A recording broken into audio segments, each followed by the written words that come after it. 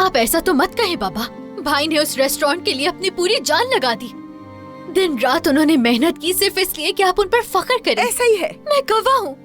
मगर भाई को धोखा दिया गया, उनकी नेक नियति का फायदा उठाया गया। बाबा बेटी, नेक नियति अलग चीज है और नाअहली बिल्कुल अलग चीज है। मैं क्यों नहीं गलत दस्तखत कर देता और कंपनी को गवा देता अपने हाथ से? क्या बुरा आदमी हूं मैं? हमारे पास 10 वकील हैं कंपनी में, जाके मशवरा लेता, समझ कर फैसला करता। लेकिन अब नतीजा सबके सामने है। उसकी शान घट जाती क्या? सारी मेहनत पर पानी फेर दिया। कारोबार इस तरह होता है क्या? नहीं उठा रहा क्या?